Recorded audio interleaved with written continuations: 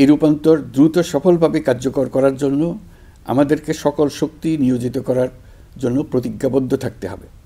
পেছনে ফেরার কোনো সুযোগ আমাদের নেই। আমাদের এই কাঙ্ক্ষিত রূপান্তরের লক্ষ্য হবে সকল ধরনের বৈষম্য অবসানের রাজনৈতিক আয়োজন নিশ্চিত করা, এদেশে গণতান্ত্রিক ও নাগরিক সমতাভিত্তিক একটি রাষ্ট্র ব্যবস্থা প্রতিষ্ঠা করা। ন্যায়ভিত্তিক সমাজ নির্মাণ ছাড়া জুলাইয়ের শহীদদের আত্মদান অর্থবহ হতে পারে না। ফেসিবাদ বাংলাদেশকে আদর্শভিত্তিক সকল রকমের লক্ষ্য থেকে বিচ্যুত করে গভীর অন্ধকারের দিকে আমাদেরকে নিয়ে গিয়েছিল। আমরা আবার প্রিয় বাংলাদেশকে সাম্য, মানবিক মর্যাদা ও ন্যায় বিচারের পথে ফেরাবার লক্ষ্যে কাজ করছি।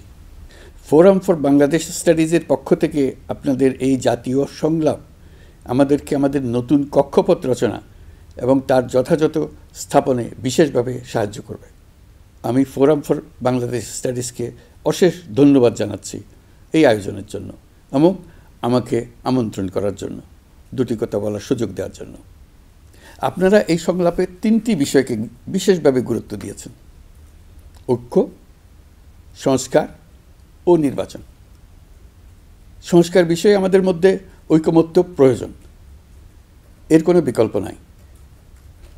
এই 3 লক্ষ্যের কোনোটিকে ছাড়া কোনোটি সফল হতে পারবে না।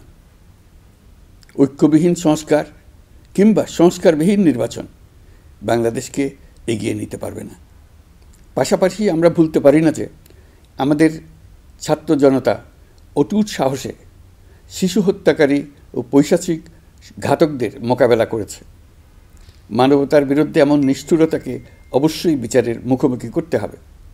গুম খুন থেকে জুলাই গণহত্যার বিচারের চ্যালেঞ্জের বিষয়টি আপনারা আপনাদের সংলাপের অন্তর্ভুক্ত করেছেন, এতে আমি আশ্বস্ত হয়েছি। সুধীবৃন্দ, জুলাই গণঅভ্যুত্থান কেবল বাংলাদেশকে মুক্তই করেনি, আমাদের স্বপ্নকেও তুমুল সাহসী করে তুলেছে। বাকহীন বাংলাদেশ জোরালো কণ্ঠে আবার কথা বলার শক্তি ফিরে পেয়েছে। এই দৃঢ়কণ্ঠ আবার ঐক্য গঠনে সোচ্চার হয়েছে। ঐক্য আমাদের মূল শক্তি। জুলাই অভ্যুত্থান আমাদেরকে ঐতিহাসিক মাত্রায় বলীয়ান করেছে। গত 5 মাসে এই ঐক্য আরও শক্তিশালী হয়েছে।